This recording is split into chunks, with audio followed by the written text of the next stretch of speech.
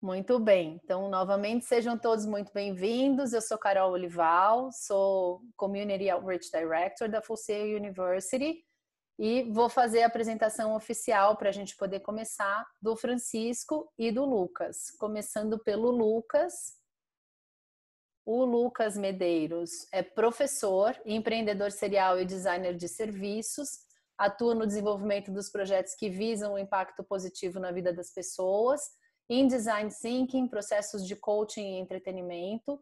O Lucas é cofundador e professor na Escola de Projetos Round Online e também cofundador da produtora de histórias imersivas ZVR, onde criou projetos para marcas grandes e grandes artistas, entre eles Fox Entertainment, Omelete TV, Nubank, Emicida e Carol Conká. Francisco Amâncio Cardoso Mendes é doutor em Educação pela Universidade de São Paulo, mestre em Tecnologia Educacional pela USP, Unesp e graduado em Física pela USP. Atua como professor de graduação e pós-graduação no ensino superior e também como assessor educacional de educação corporativa, educação formal básica e superior. Sejam bem-vindos e a palavra está com vocês, Francisco e Lucas. Boa noite, Carol. Boa noite, Francisco. Vocês estão vendo minha tela já, né? Sim. Ah, legal. Bom estar com vocês mais uma vez, mais uma semana, hoje para falar um pouco da perspectiva dos alunos, né? Eu acho que é um tema bem importante, assim, e diverso, né? Mais uma vez no desafio de fazer tudo isso em 45 minutos. E então a gente trouxe um pouco alguns estudos e algumas pesquisas que a gente vem fazendo e que nos auxiliam, assim, a poder ter um parecer sobre essa questão, né? Boa noite, Francisco. Francisco teve um probleminha no olho aí, mas já tá bom, né, Francisco?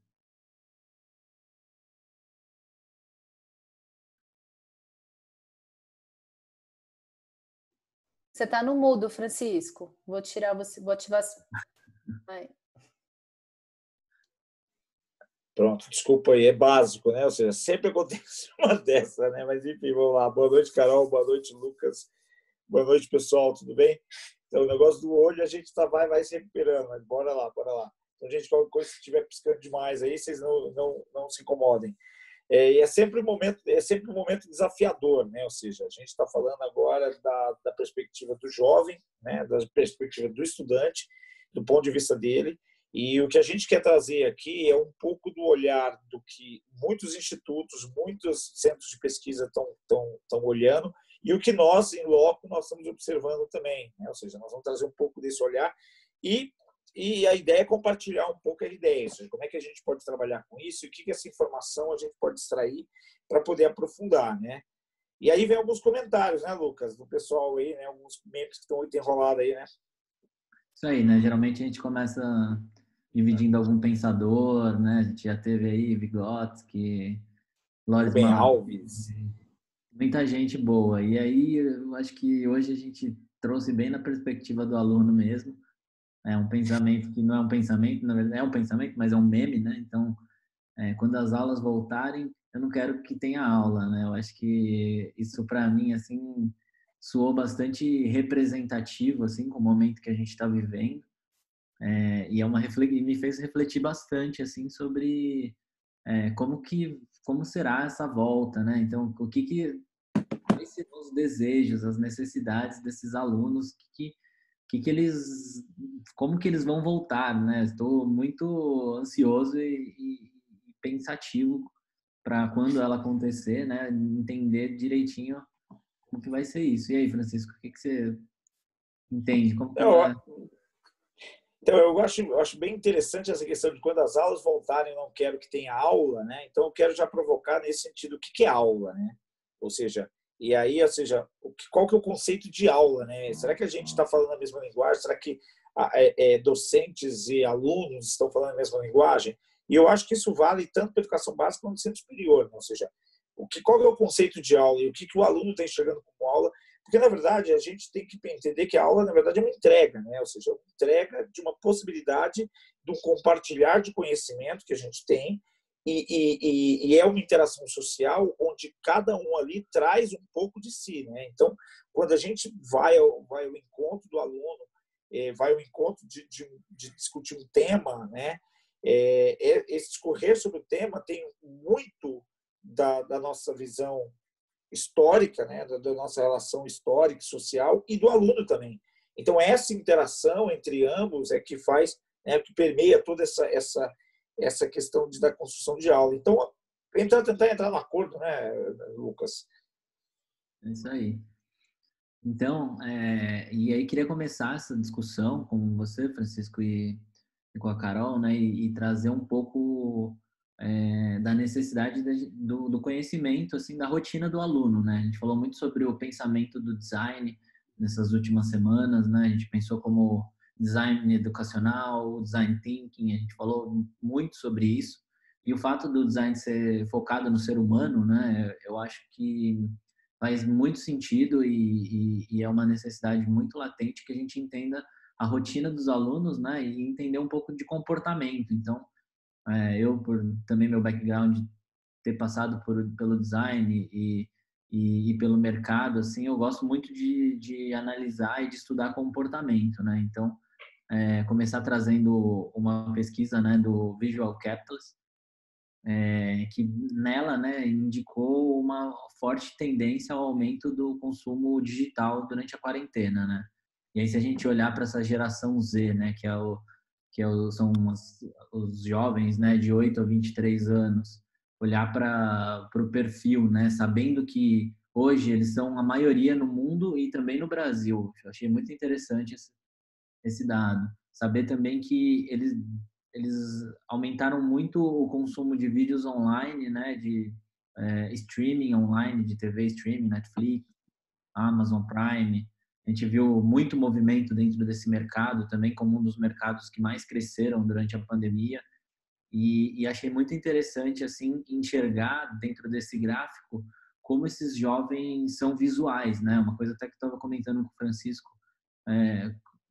sobre isso, né? Como então, Francisco, como esses jovens eles estão se ligando muito ao visual, né? Então a capacidade visual de absorver informação. A gente vê inclusive no Spotify ou no Deezer, que são, né, plataformas que nasceram para serem muito mais auditivas do que visuais e a gente vê na prática, inclusive elas utilizam muito os recursos visuais, inclusive com GIFs, assim, em alguns pedaços dos videoclipes, né? Então, isso demonstra, e a gente vê também muitas pessoas assistindo videoclipes ou escutando música como hábito pelo YouTube, que eu acho que isso também é uma outra tendência muito forte, assim, e indicativa, né, do quão visual nossos alunos são hoje em dia. O que você acha disso, Francisco? Então, eu acho que foi bom você ter colocado essa questão do visual, né? Que assim, primeiro vamos tentar marcar uma certa condição de contorno aqui, né? Então, assim, quando a gente fala de cognição, assim, tem vários tipos de cognições que a gente pode explorar, mas assim, falando das 4 dimensões, 4 cognições sensoriais aí, eu estou falando de cognição auditiva, cognição visual, cognição sinestésica e digital, que na verdade é aquela capacidade que a pessoa tem de se concentrar, né? Ou seja, ela fica muito no introspecto, né? Ela consegue se isolar do mundo e fazer uma questão de foco, que é chamado de cognição digital. O que a gente tem normalmente, quando se faz, tem testes para isso, né? Se você entrar na internet, tem alguns testes, mas existem alguns testes oficiais para você diagnosticar qual cognição privilegia mais, né? Então, as pessoas geralmente tendem a ter uma cognição um pouco mais acurada do que outra, né? Ou seja, um pouco mais elevada do que outra, mas geralmente tem uma média. O que a gente tem observado é que a cognição visual tem explorado muito mais, você tem tomado muito mais distância. E, de certa forma, por quê? Né? Como bem o Lucas já comentou, essa geração, de certa forma, tem sido muito mais estimulada na questão visual, né? Por outro lado, a gente tem que pensar também na questão da perspectiva. Eles têm uma facilidade muito, muito maior por serem visuais, de criar situações. Então, aquela questão do 3D, ou seja, você está explicando alguma coisa para um arquiteto, para um engenheiro, que tem essa facilidade visual de já imaginar, já colocar num plano, né? O pessoal, geralmente, da área que segue um pouco mais a área de exatos, tem essa facilidade de colocar um plano 3D mentalmente. essa molecada tem essa facilidade, por quê? Porque são sendo estimulados a isso, né? Então, o que a gente observa é esse ponto. O que a gente tem que também tentar é desenvolver as outras cognições, né? Então, por exemplo, a cognição auditiva. Aí, se vocês observarem o gráfico, tem um ponto que me chamou muita atenção, que é a questão do basic literature, né? Assim, né? Da questão da literatura, né? E a questão do rádio, né? Que a princípio estimularia muita parte auditiva, que seriam os podcasts, por exemplo, também, estimularia muita parte auditiva, que estão baixo, né? Então, o ideal seria colocar estímulos para isso, né? De repente, vídeo sem vídeo, né? Eu tive uma experiência sensacional que mandaram vídeo sem vídeo, ou seja, o vídeo é todo tela preta e acontecem coisas, você vai entendendo a história, né? Como se fosse uma radionovela, né? Então, assim, você vai entendendo a história sem ver nada, né? Então, é uma experiência interessante. Então, acho que esse dado para a gente é importante para saber o seguinte: não só como chegar só no jovem, mas o que eu tenho que também desenvolver no jovem, né? E eu queria só fazer um adendo aí, antes de te devolver a palavra, Lucas, porque eu acho que tem a próxima pesquisa também, as duas se relacionam, antes de devolver a palavra, é falar da tal da geração Z, né? Então, a gente está adotando geração Z porque foi a pesquisa que nós tivemos acesso, tá? Porque, assim, não existe oficialmente, só para deixar claro, não existe oficialmente um nome das gerações, né? Então, cada um chama de uma coisa, tem várias gerações, aí, vários nomes, aí, cada psicólogo, cada sociólogo tem um nome diferente. Então, assim, nós aqui vamos adotar essa geração Z porque a pesquisa que nos referenciou foi nesse sentido, tá? Só para a gente deixar claro aqui. E aí, Lucas, como é que tá a outra pesquisa aí, cara? Sim, acho que eu esqueci de falar também que essa é uma pesquisa americana, né? Legal. E aí ela indica um padrão, né, do norte, né, e de um país desenvolvido, mas, assim, algumas tendências a gente tem visto, assim, eu que trabalho muito com comunicação, tenho visto, inclusive, aqui no Brasil, assim, nas regiões, inclusive, mais periféricas, assim, com os alunos com menos acesso, né, a internet ou a alta qualidade, assim, né? Eles mesmo assim utilizam, por exemplo, o YouTube como fonte de escutar música, né? Então a gente vê hoje no Brasil o maior canal do YouTube, né? Um dos maiores canais de acesso diário é o canal do Condzilla, que é um label, né? De funk, né? Então assim, que é consumido pelos jovens e jovens periféricos. Então eu acho que existem alguns indicativos que demonstram que essa pesquisa vale também, assim, que existem similaridades com o nosso padrão aqui no Brasil, né? E aí, passando aqui pro... e também indicar aqui que o que você falou do vídeo, né?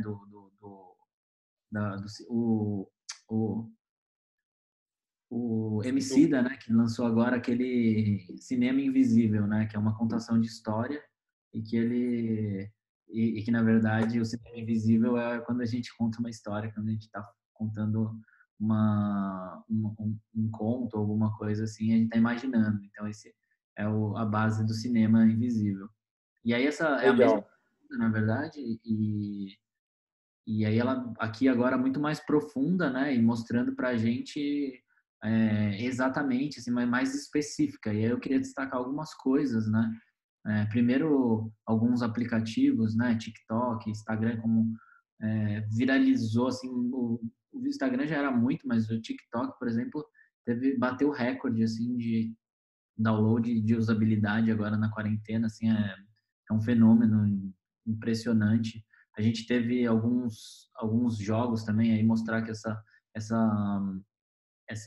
geração ela é extremamente ligada nos games, né? E que mostrava na outra pesquisa, e agora a gente vê isso mais profundamente, né? E aí alguns jogos como esses são um dos 4 jogos mais jogados, né? Animal Crossing, que foi um fenômeno da Nintendo aí que a molecada tem jogado muito, assim. O Minecraft, que continua sendo muito jogado, o Call of Duty, o Warzone, né, que liberou até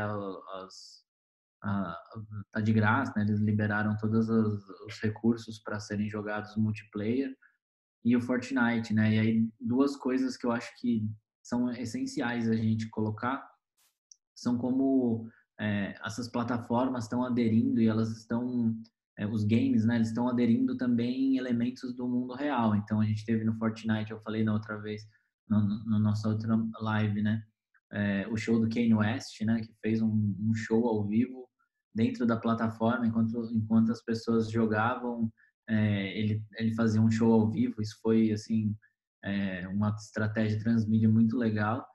E nesse Animal Crossing, eu acho que é muito legal colocar também que, em referente a um museu de Los Angeles que disponibilizou, por exemplo, todos os quadros deles para... porque esse aqui é uma espécie de, né, para quem não conhece, como se fosse um The Sims, né? Então, um Second Life, assim, que tem os personagens e você vai jogando, vai montando uma casinha e tal.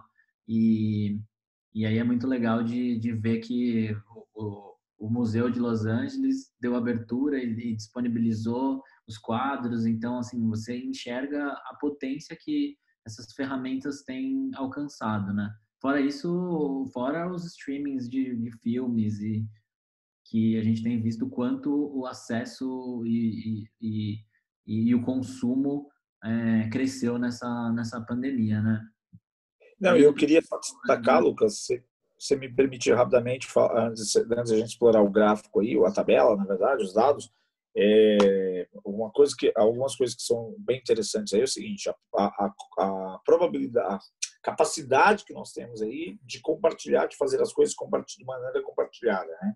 Então, por exemplo, o Netflix e o Minecraft, por exemplo, o Minecraft já tinha, né, a versão compartilhada, ou seja, que mais de um usuário podem interagir aí, montar mundos simultaneamente. Mas o Netflix, que eu achei bem interessante, que é o Netflix Party, né, que eles lançaram, que dá a possibilidade, mesmo sem assinatura, você ter várias pessoas assistindo o mesmo filme e depois lançar um debate. Isso para a educação é poderosíssimo, né? Ou seja, o professor ele lança o vídeo, todo mundo assiste, depois tem os comentários, né? Ou seja, fazer uma exploração a respeito do vídeo.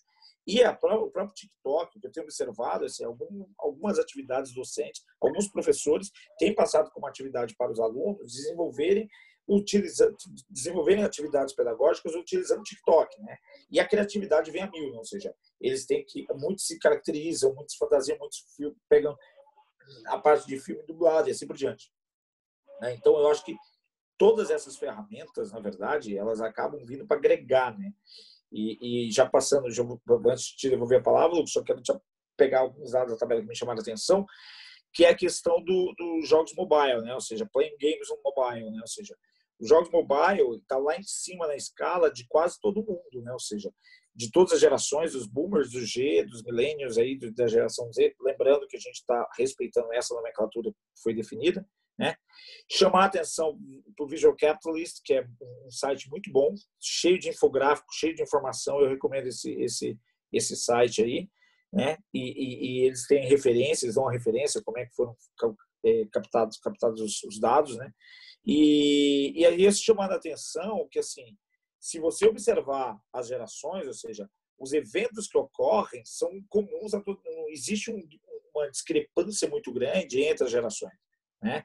Então, quando a gente olha para essa geração Z com um olhar diferenciado, é claro, eles são mais visuais, eles têm mais acesso a informações, o volume de informações é maior, é verdade. E eles talvez consigam trabalhar de uma maneira quase, entre aspas, multitask, né? Multitarefa aí entre elas. Apesar de que a neurociência fala que não, você não consegue ser multitarefa, você focar uma coisa rapidamente, depois focar outra, mas o volume de informação é muito grande. E eles usam, né? Então, acho que o que a gente tem que aprender com isso é como nós podemos, primeiro, orientá-los a usar tudo isso da melhor maneira possível e como nós podemos usar isso também a favor da autonomia social, a favor do empoderamento social, a favor da mudança de sociedade que nós temos, né? Para olhar para uma sociedade diferente. Ou seja, nós estamos vivendo um momento de introspectiva, né? Um momento de olhar para dentro. Como é que a gente pode usar isso a favor, né? É isso aí, Francisco. E uma coisa que eu acho que eu queria ressaltar também, você estava falando da geração Z, inclusive eu li numa pesquisa, né, eles estavam chamando de revolução Z, né, porque o que eles percebem comportamentalmente falando, né, a gente enxerga que essa geração ela é muito do fazer, assim, ela é muito ativista. tem visto muitas manifestações no Brasil e no mundo, e a gente percebe que essa geração Z é quase que quem tem encabeçado assim, e de uma forma dado volume para para esse tipo de manifestação.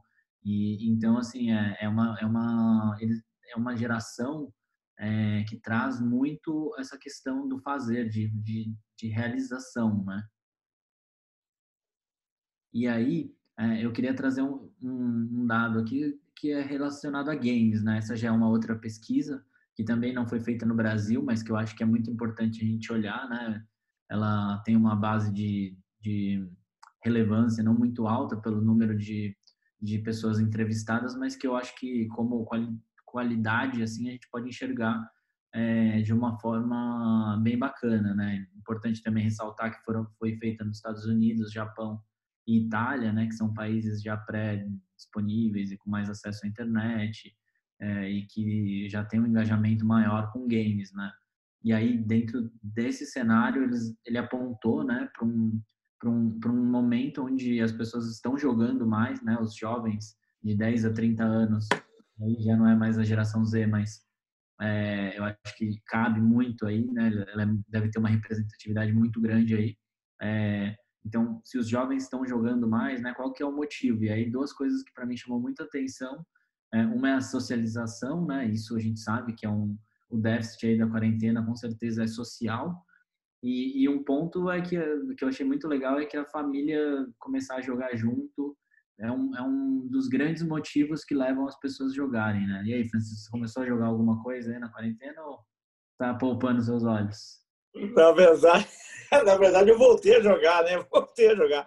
Eu gosto muito de jogo de estratégia, jogo de inteligência, assim, jogo de lógica, né? Jogo de relação lógica, né? E aí eu achei bem interessante essa questão, porque a gente descobriu jogos novos, né? Em família você acaba descobrindo jogos novos, né? Então, o que me chamou atenção, os mesmos dados que chamam atenção, foi me chamaram atenção, a questão do interesse do jogar, por que jogar, para a questão de socialização, e outro, que a família começa a jogar, né? Então, a gente traz uma informação de que a moleca, geração boomer, geração X, né, começam a jogar, que a maioria são os pais de hoje, né, eles começam a jogar em virtude da influência dessa molecada, né? Então eu achei bem interessante, como a gente estava conversando agora há pouco, né, Lucas? A gente estava conversando antes sobre essa questão desses dados. E digo mais, a gente só para falar, já que você provocou do jogo, tem 3 jogos que eu gosto muito, né? Um deles é um jogo que chama 8 Ball, que é um jogo de sinuca, né? Que, como eu sou físico, né, não podia deixar de gostar. Ele indica a direção da bola, você dimensiona a força, né? E ele vai, joga, você consegue fazer um jogo, ele imita perfeitamente o jogo de sinuca, barulho, movimento da bola, spin. Então é muito bom, né? Chama 8 Ball. E um outro jogo que eu achei fantástico, esse jogo, depois eu posso compartilhar o nome é muito grande. Depois eu posso deixar aqui mandar e pedir para a Carol compartilhar com vocês também, que é um jogo que é um desarme-bomba, né? Um jogo de desarmar bomba. E esse é legal porque você joga assim, uma pessoa, ele tem o quadro da bomba, né? Então você joga no computador, um deles tem a bomba, né? Em 3D, olha só que legal, a bomba é 3D, você gira a bomba. Só que o outro tem o manual, então quem tem o manual da bomba não vê a bomba, e quem vê a bomba não vê o manual. Então um precisa do outro para desarmar a bomba. Então você tem que. Ele fala: eu tenho o quê? Eu tenho 4 fios. Como é que os fios estão? Os fios estão trançados, estão na horizontal, estão na vertical? Quais cores os fios? Eles estão nessa posição. Aí o outro tem que procurar no manual: tá desse jeito, tá daquele jeito. E é muito detalhado, muito bom o jogo. E aí você vai desarmando a bomba, né? Você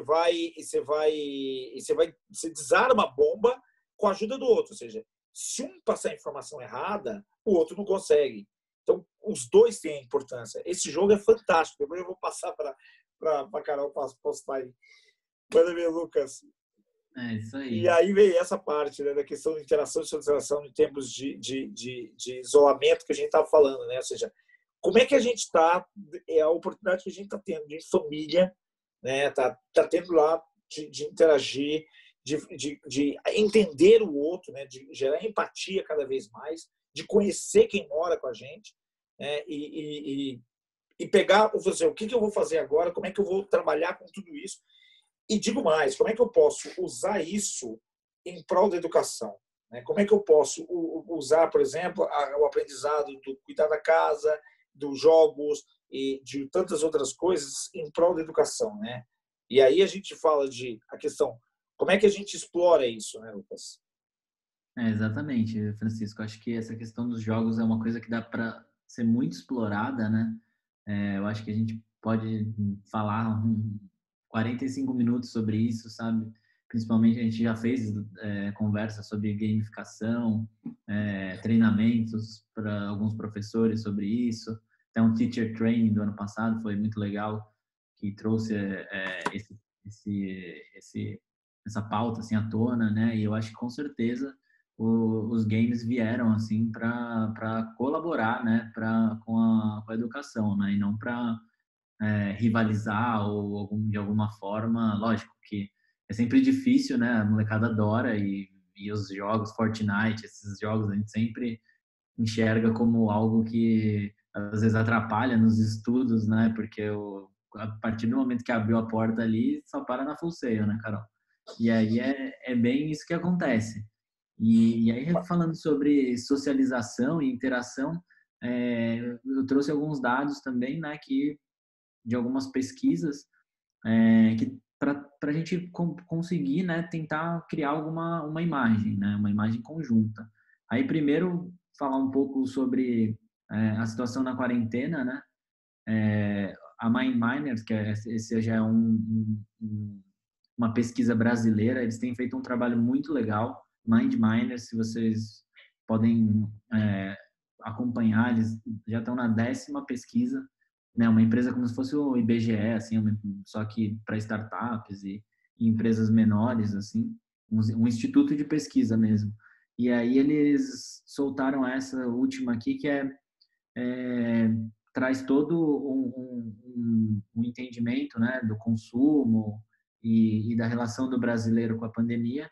E nesse caso, assim, eles indicaram aqui um valor bem substancial quanto, primeiro, as mulheres muito mais em isolamento do que os homens, assim, da pesquisa num total de 4.000 pessoas, eles tiveram 78% sendo homens e 89% mulheres se identificando em maio como em quarentena ou isolamento social, né? Isso é um número muito diferente do que foi divulgado pelos principais meios de comunicação e os dados oficiais do governo, mas depois eu fui pesquisar e isso é porque a pesquisa ela traz dois cenários, né?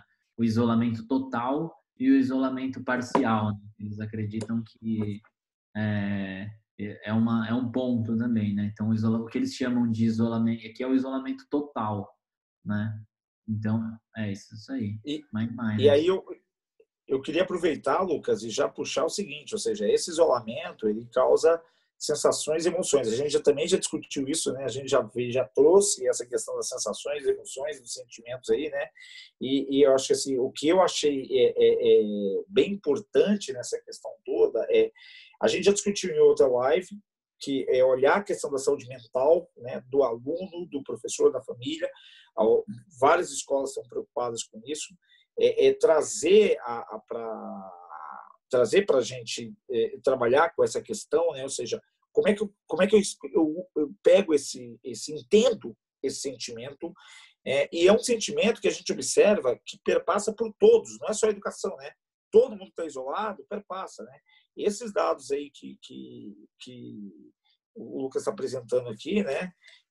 O que me chamou muito a atenção é essa parte que está falando aqui do estresse mental, né? Ou seja, muita gente está com estresse mental, a gente observa isso, e a outra é a questão do preocupado, né? Ou seja, porque ninguém sabe como para que lado está, né? Eu participo de um grupo que esse grupo tem pessoas de vários segmentos, né? Tem pessoa do comércio, tem pessoa de banco, tem eu de educação, tem indústria, tem farmácia, então tem vários segmentos diferentes. E uma coisa que a gente percebe é que, independentemente do segmento, as pessoas trazem o mesmo sentimento. As pessoas estão esgotadas mentalmente, as pessoas estão estressadas, as pessoas estão preocupadas, não sabem como é que vai ser o dia de amanhã, né? Ou seja, são sentimentos que são compartilhados, né? E é aquele negócio que a gente falou, e que eu tinha falado no início, é o momento de olhar para dentro, né? Então, o que a gente pode aproveitar disso? Como é que a gente pode usar isso a favor do aprendizado? Exatamente. Aí eu acho que vale ressaltar também que a pesquisa não apontou ela não acabou não impactando nenhuma pessoa que estava doente no momento, né? Então, é legal isso, boa observação. Isso me chamou muita atenção, assim, porque isso não foi só nessa pesquisa, algumas outras pesquisas mais amplas, assim, que eu acabei não trazendo, ela dizia isso também, que um número baixo de pessoas doentes, assim, foram a maioria das pessoas, então elas não estão doentes, mas elas estão muito estressadas mentalmente. Então, quase que 50% das pessoas falando que tiveram algum tipo de alteração no humor ou no estresse, na ansiedade, esse tipo de coisa. Então, com certeza, o nosso país, que já é um país dito como um país ansioso, né? Nossa população, na maioria das pesquisas que são divulgadas, a gente já é um país com essas características. Eu acho que é um ponto a se olhar, assim, observar, enxergar como nossos alunos vão voltar, sabe? Vão voltar mais ansiosos, vão voltar mais estressados, como vai ser essa questão, assim. Então, acho que os sentimentos nessa quarentena, eu acho que é o ponto aí que foi mais impactado, né, Francisco? Eu já passo, já colocando isso em conexão com esse próximo slide, ou seja, a importância do acolhimento, né? A importância do acolhimento nisso, né? Ou seja, acho que apresenta aí, Carol. Isso aí. Aí a gente ia falar agora um pouco sobre a escola durante o isolamento na perspectiva do aluno, né? E aí a Carol gravou um vídeo com o filho dela, que é um menino super fofo, Matheus, né, Carol? E aí eu vou soltar esse vídeo, que é curtinho. E depois eu falo do acolhimento aí. Beleza. Obrigada, Matheus, por fazer esse vídeo para a gente, para os professores poderem saber como é que os alunos estão se sentindo. Quantos anos você tem? E há quanto tempo você está fazendo aula online? E como que estão indo as suas aulas online?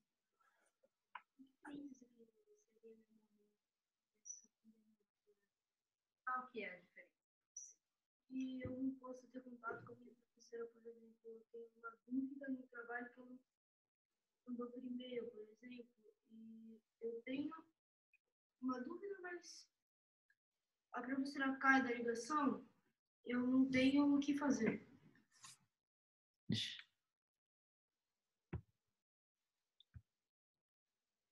Esperar ou chamar a atenção dela é bem difícil. Quantas horas de aula você está fazendo por dia? Hoje em dia, em média, 4h10. E você está sentindo que você está aprendendo? Tô. Qual que é a diferença que você acha de fazer aula na escola e fazer aula online como você está fazendo? Mudou muito. Você fica em casa, você não tem a liberdade de espaço. A professora a gente estava aprendendo o sistema cardiovascular, sistema respiratório, e ela já tinha vários materiais pra gente lá na sala, só que como a gente não tá lá, ela vai ter que esperar que a gente chegue e a gente vai rever essa matéria. O que está sendo mais difícil para você?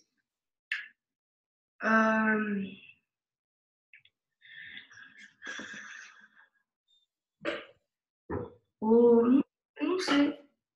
Quando você fazer sua aula, o que você acha? Qual o maior desafio que você Eu me sinto desconfortável. Com o quê? Não sei, eu só me sinto muito desconfortável.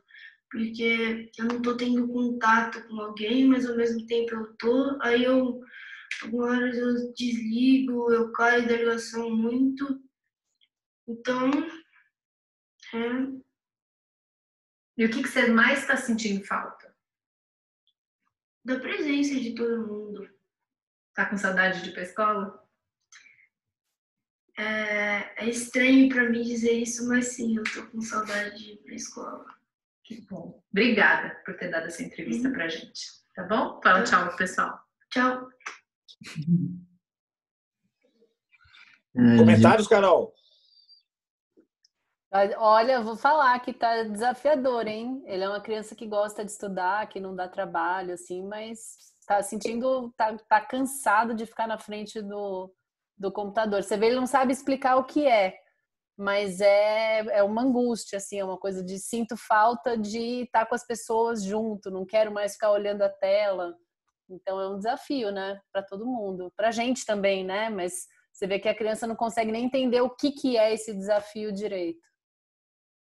Não, e aí, só para emendar com a pauta, o comentário do Matheus e o que a gente já tem falado há algum tempo, e esse comentário da Carol, assim, é importante, quando a gente pensar em um retorno, uma coisa muito importante para as instituições de ensino, quaisquer, e aí eu não estou falando só de educação básica, mas principalmente de educação básica, é pensar na questão do acolhimento, né? Ou seja, as pessoas ficaram em isolamento muito tempo, né? Eu dou assessoria para escolas e eu estou ajudando, tenho ajudado nesse momento, tenho ajudado as escolas a montar o protocolo de retorno, né? Então, dou assessoria ajudando as escolas a montar esse protocolo de retorno, como é que elas retornam, quais são os papéis, como é que funciona, assim por diante. E um comentário, durante o comitê, o comentário de uma das participantes do comitê falou assim: meu filho de 5 anos está louco para voltar para a escola, e falou assim: não vejo a hora, mãe, não vejo a hora de abraçar o amiguinho. Abraçar o amiguinho dela. E como é que você vai explicar para uma criança pequena que ela não vai poder abraçar o amiguinho, né? A gente até trouxe um dado aqui, que depois o Lucas vai mostrar aí, que é exatamente desse cuidado que tem que ter. Então, você tem que acolher, você tem que explicar, e você tem que baixar um pouco essa adrenalina, né? Você tem que baixar um pouco essa adrenalina que essa molecada tá pilhada, né? E com todo sentido, né? E aí o Lucas traz essa pesquisa aí institucional, que assim, olha que interessante, né?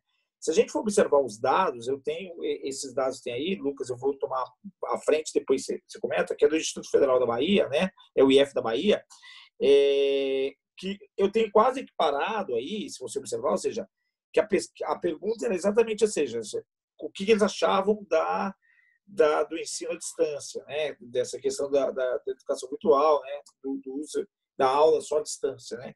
Então, assim, eu tenho uma porcentagem baixa de 21% que acha que ok é igual, né? Ou seja, beleza, bora, só para o virtual. E tem quase a mesma proporção, 24%, pouca coisa a mais, estatisticamente está dentro da margem de erro. Então, você tem que que não é igual. Só que você tem uma boa parte que acha o seguinte, que perde algumas coisas e ganha algumas coisas. Então, como nós já falamos em outras lives, a tendência que a gente tem observado é que o ensino ele vai voltar e ele tem que pensar muito seriamente em transpor no ensino híbrido, ou seja, das escolas começarem a pensar no ensino híbrido como realmente uma parte, uma ferramenta, um instrumento de mediação do processo de ensino-aprendizagem, um instrumento forte e concreto que pode realmente auxiliar o processo de ensino-aprendizagem. Isso já vinha, algumas escolas já vinham usando, mas eu acho que agora ficou marcante, né? E essa pesquisa traz aí que o ensino híbrido é uma forma de atender a todos os públicos. Além do mais, é você potencializar o ensino. Só que eu não posso esquecer que eu não posso abusar, que é óbvio que na quarentena nós temos uma situação atípica, de que eu tenho que pensar no lado emocional. E aí a gente traz aquele outro gráfico que foi apresentado dos sentimentos. E aí eu tenho que pensar no acolhimento, eu tenho que pensar na saúde mental, eu tenho que pensar em todas umas diversas variáveis para poder estimular o auditivo e o sinestésico, trabalhar com a questão emocional tanto do aluno como professores, baixar o nível de estresse, ao mesmo tempo que eu faço uma entrega real em termos de aprendizagem, usando o ensino híbrido, né? O que você acha, Lucas? E ainda quero acrescentar, né, a esses desafios o próprio professor, né, o próprio educador, que vai precisar, que vai lidar também com toda a questão socioemocional dele, né? Então, Perfeito, perfeito. um baita desafio, com certeza, eu acho que é um terceiro cenário, né? Assim, é um novo cenário do que a gente estava pensando. E a resposta, acho que o Matheus respondeu muito bem a nossa pergunta, né? É, sim, ele aprendeu, né? O que a maioria das pessoas estão dizendo. Então, assim, eu aprendo, mas com dificuldades, assim, com muitas dificuldades e com insuficiências, talvez, né? Então, mais uma vez, vai ser muito importante esse acolhimento, né? A gente ainda não sabe, então, é só para deixar claro também que a gente não sabe quando vai ser ou se isso, a maneira como isso vai ser, mas a gente tem sentido e olhando e conversando com as escolas que a gente trabalha, que isso está ficando cada vez mais próximo e isso cada vez mais próximo indica, né, mostra que a gente vai precisar então desse retorno, desse comitê de retorno, olhar para os alunos, olhar para os professores, né? Então é um desafio aí macro e que a gente Nem já tanto ao céu, nem tanto à terra, né? exatamente. Então, é um desafio aí que a gente já conversou bastante nas últimas lives sobre isso mas que não, toda vez ele acaba aparecendo aqui de uma forma ou de outra.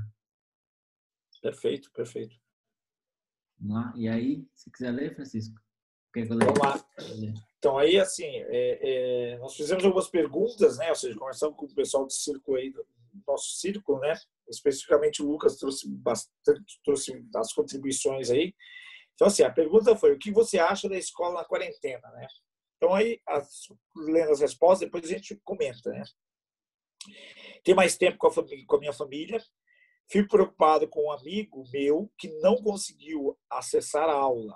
O microfone fica chiado e sei que não consegue acessar. Não acredito que vou dizer isso, mas quero voltar à escola. Não é difícil, mas as aulas presenciais são mais legais. Existem poucas coisas para desviar a minha atenção. A pior parte é ficar em casa sozinho. Eu não participo das aulas online, fico no celular, me cansa muito. Eu queria já fazer um comentário sobre isso, Lucas, que é questão assim, o que me chamou algumas atenções nas falas é assim, primeiro, aquele momento introspecto, você conhecer mais quem está perto. Então, olha, eu fico mais tempo com minha família. Segundo, há essa preocupação com o amigo, ou seja, é a questão da empatia, se colocar no lugar do outro. Então, esse é um sentimento bom que a gente tem que trazer à baila e tem que aprofundar isso. Então, as atividades compartilhadas promovem isso, né? E essa é uma visão que tem que ser explorada, né? Não que eu vou dizer isso, mas quero voltar à escola, ou seja, a escola, voltar à escola não é simplesmente o prédio.